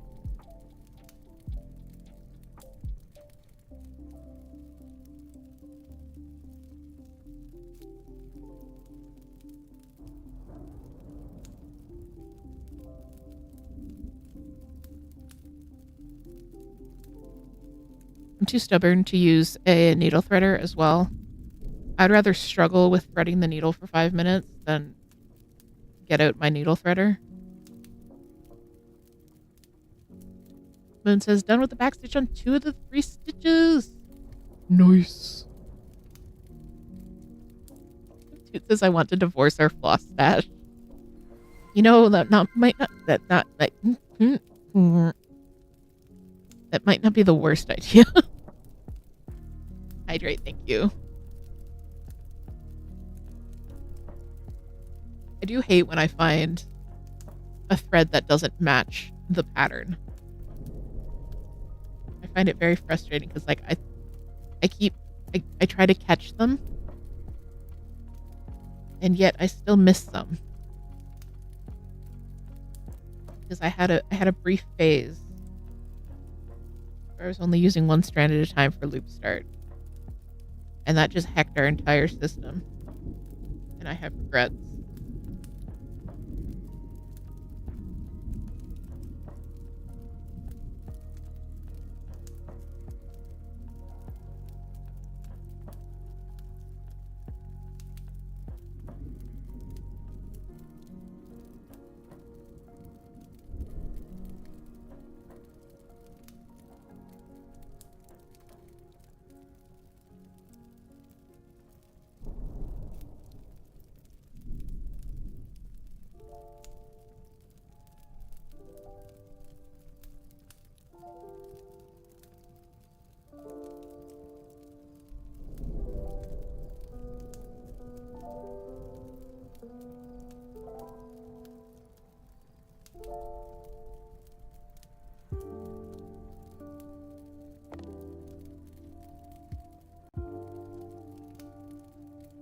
So stream on Monday is probably going to be more cross stitch because the parasites in my brain tell me to cross stitch. No, I'm just been bitten really hard. But as always, I will post the schedule on Sunday. Schedule gets posted on Twitch, on YouTube, and Discord, and on Instagram. So if you follow me in one of those 4 places, you should get next week's schedule. It'll probably be Monday and Friday, but Nuke says in the summer all I want to do is cross stitch. It's a very lightweight craft.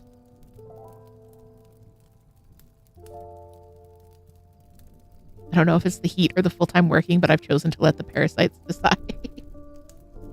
Oh, man. Yeah, sometimes you just gotta do... You gotta do what brings the brain bees joy.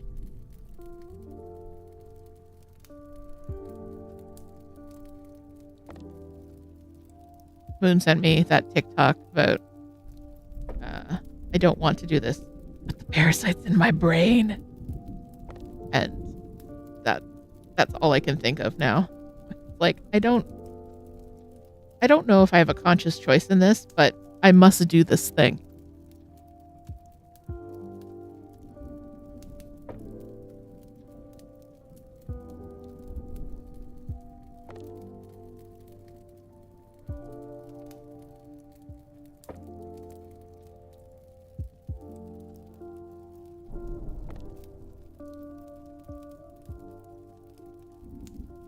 And Nuke, if you mentioned earlier that you were looking for some background crafting noise, if you go to the YouTube channel, because I dual stream on YouTube and Twitch, every single one of the live streams is available on the YouTube. There's like a playlist and everything like that. So if you need background noise and you don't mind it being non-interactive, that's definitely an option for you, for everybody, really.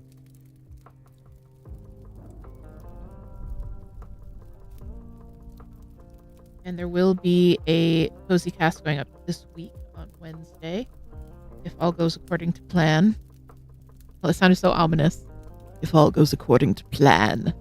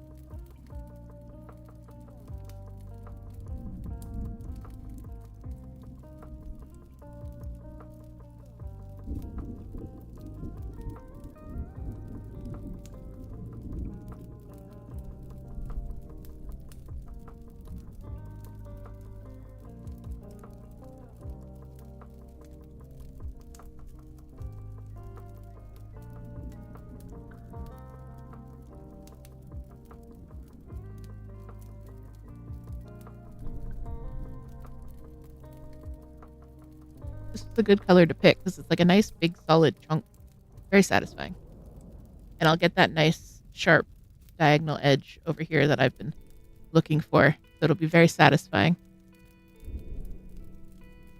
I will post some progress pics in the server.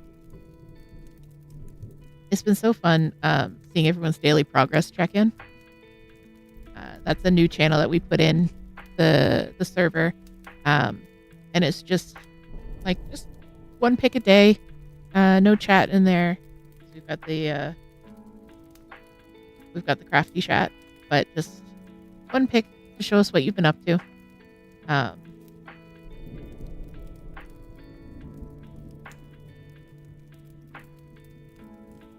Bit by bit. I usually try and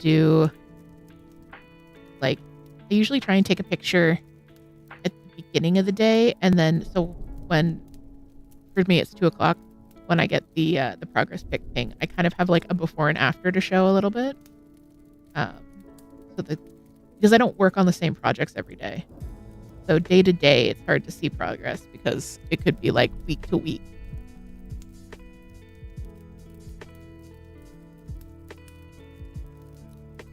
Furniture says, bruh, I just finished 3 colors today. Amazing. 3 color finish is great. It's so satisfying too.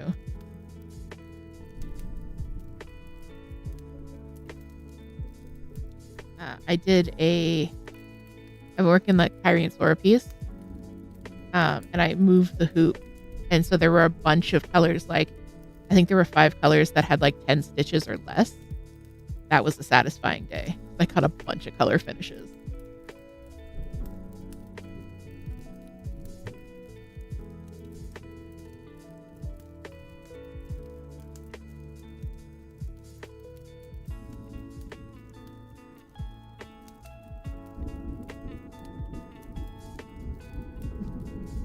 That's what you get for being a chaos gremlin and picking the colors with the smallest stitch counts.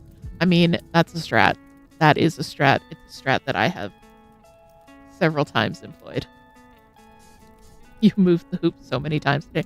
See, now I dislike moving my hoops more than I need to. So I don't know if I would have moved the hoop to finish a color. Maybe. Yeah. Moon says I move the hoop as little as possible.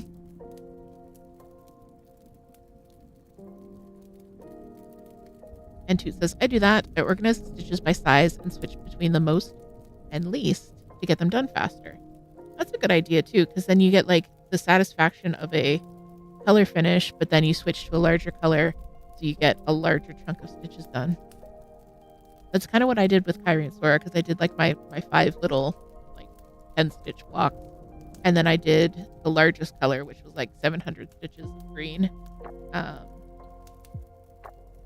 So maybe I'll switch again and do the least amount of stitches left. It's so smart.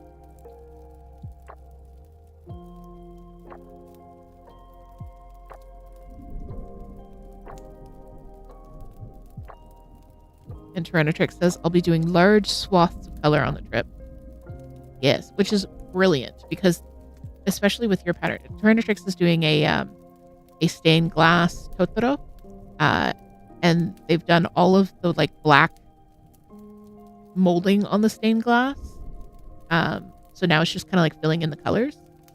So that's brilliant for like social stitching because you don't really need to super closely refer to a pattern.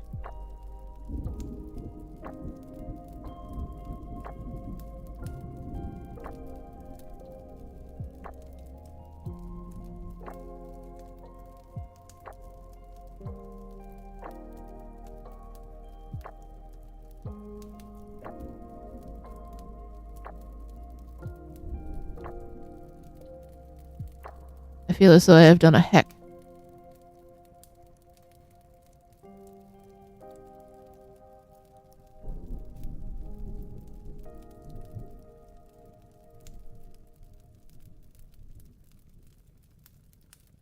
I have in fact done a heck.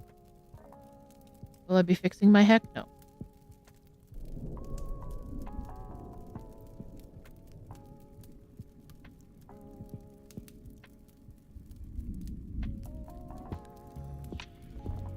It's one stitch is the wrong color. It'll be fine. No one will know. Who will know? No one will know.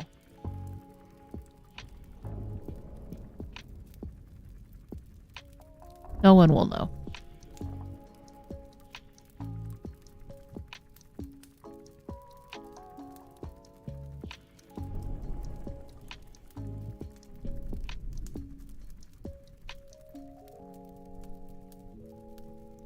Exactly, Tyrannotrix. Who's gonna know? No one's gonna know.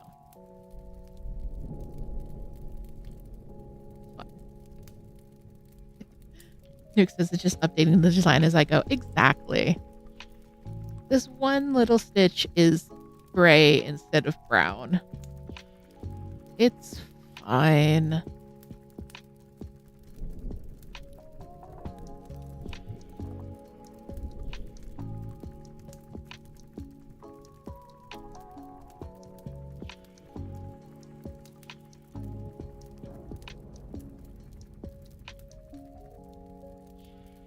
Maybe that's what makes me chaotic evil in terms of D&D alignments when it comes to stitching. It's fine. Although I feel like all stitchers are... I don't know how many stitchers would consider themselves lawful anything. I think we're all chaotic good, chaotic neutral, chaotic evil. Stitchers are just chaotic. I used to say this to Moon all the time when Moon was researching cross-stitching and getting into floss tube and things like that. And it was just... She'd find something and she'd be like, can you believe people do this? And cross-stitchers are unhinged. They're just unhinged. That's just the way they are. They're unhinged. Like Stitch Mania, it's unhinged.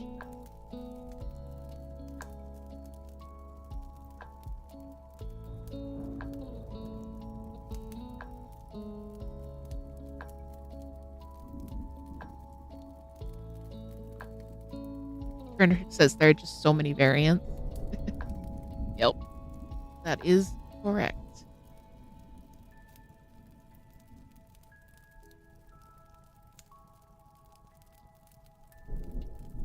All right. Well, it is time for us to get wrapped up because we are going to go celebrate Moon's birthday. So Toot is putting up a bunch of links in both of the chats for you to find all the places that you can check us out. We've got videos on YouTube. Like I said, all of the live streams are collected on YouTube. They're in a playlist on the main channel. So if you ever just need a bit of background noise, We're there for you. We got you, boo. There's also links to the Etsy and the coffee shop. And the coffee shop is the best way to support the stream financially if you do so choose to. And a big thank you to everyone who does. It really helps. Pretty much all of the money that we get through coffee is funneled directly to our animals. So they appreciate you.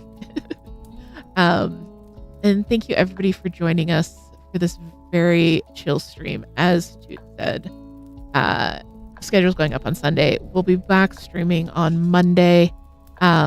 We are going to head on over and check out Moon. So if you're currently watching this on YouTube, we're going to say goodbye to YouTube. I hope you will follow the link to come and watch Moon on Twitch.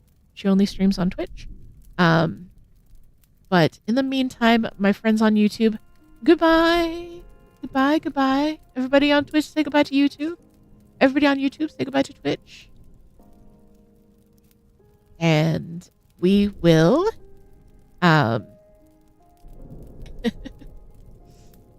All right, so we're going to say goodbye to YouTube. My friends on YouTube, I will see you in the live streams. I'll see you in the comment section. I'll see you in the coffee shop. And most importantly, I will see you in my heart. All right. Bye, guys. Bye-bye. Bye-bye. Bye.